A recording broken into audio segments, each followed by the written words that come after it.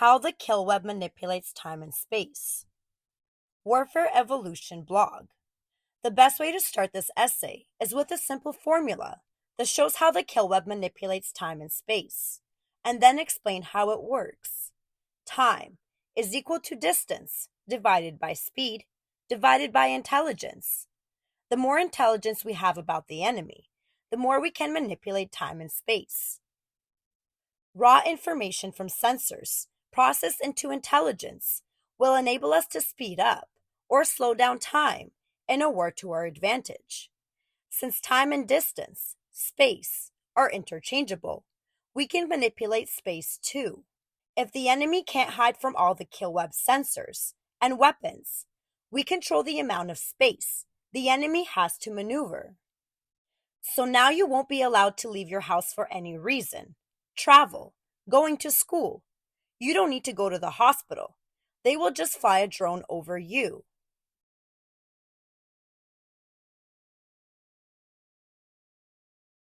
The best way to explain things and avoid confusion is to use the 5F Kill Web model: find, identify, fix, track, fire, finish, and feedback. This complete integration will divide the strategy of shortening wars. Instead of fighting protracted, low-intensity wars for many years, the Kill Web concept will create a violent, deadly, and fast-paced war for a short period of time. Let's examine how it works. Find, identify. The first phase in erecting the Kill Web is to saturate an area with sensors.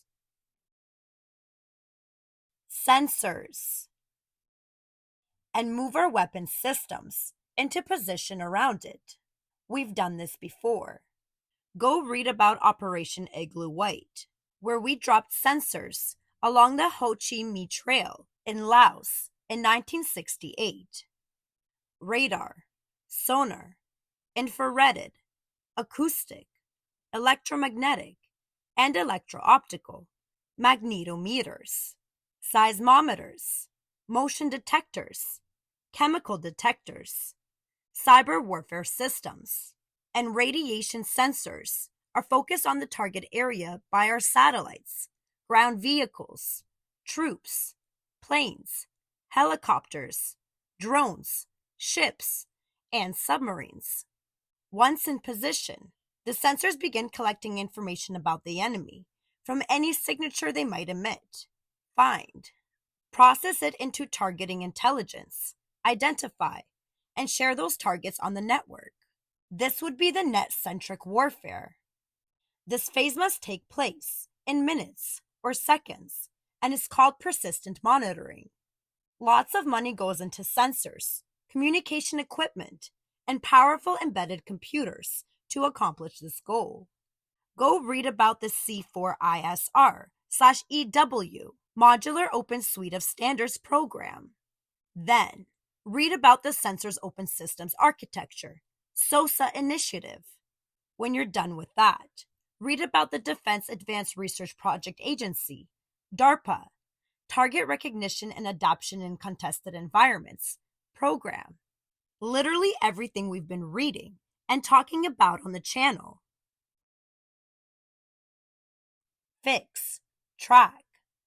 Some targets inside the Kill Web will move, like tanks, and some are stationary, like enemy command control communication centers. The information from the sensors is processed into fixed target and moving target intelligence, fix, and track. That is fed into the weapon systems in real time and is called sensor fusion or sensor to shooter. This is the first manipulation of time and space. We control the best time and the best place to attack, not the enemy. We have sped up time for us and slowed down time for the enemy here. This phase needs to occur in minutes or seconds too. Again, lots of money is going into artificial intelligence algorithms that analyze the raw sensor information and transform it into targeting intelligence. Humans must be removed from these first two phases because they cannot handle the volume of raw data or the processing requirements. Go read about the Modular Open Systems Architecture, MOSA program, and the Future Airborne Capability Environment, FACE initiative. When you're done with those, go read about DARPA's Collaborative Operations in Denied Environments, CODE project. Fire. We have the most advanced, most accurate weapons in the world. What we need are targets. Let's take an example to prove that point. During Operation Enduring Freedom, the invasion of Afghanistan, in October 2001, U.S. and British forces destroyed 31 enemy targets on the first day and 13 targets on the second day. The Joint Chiefs were concerned that the attack was slowing down, so they called in the Defense Secretary, Donald Rumsfeld, for an explanation. He told them, "We're not running out of targets. Afghanistan is." The second objective of the kill web is to make the enemy run out of targets fast. When that happens, the war is over. The primary problem with our present weapons is the time it takes for them to reach the target after firing.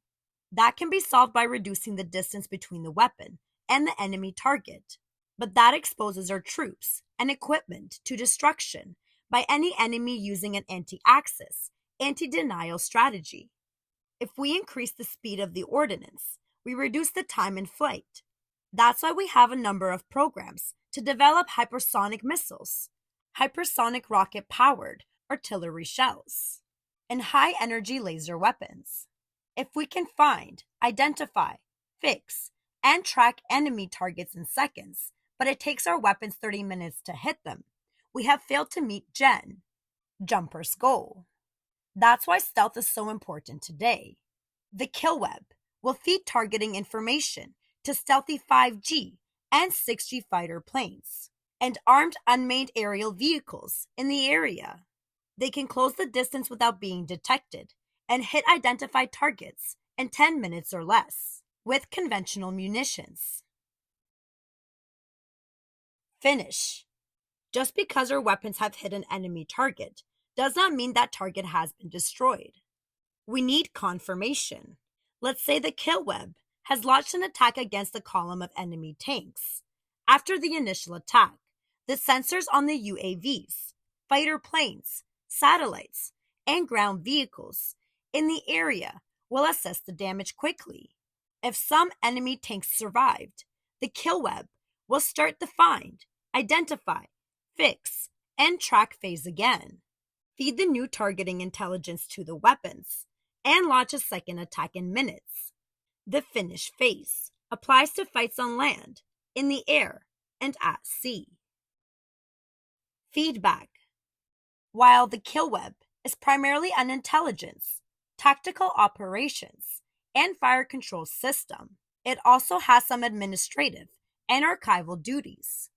All the data about the enemy's weapons, positions, movements, tactics, and reactions during battle, collected by the sensors during the find, identify, fix, track, and fire phases, is sent downstream to the area command centers. Additionally, data from our weapon systems and how they performed the finish phase is also collected and sent. That data is stored and analyzed on large computers or in data centers by the Pentagon. I will leave this link in the description for those who want to keep reading.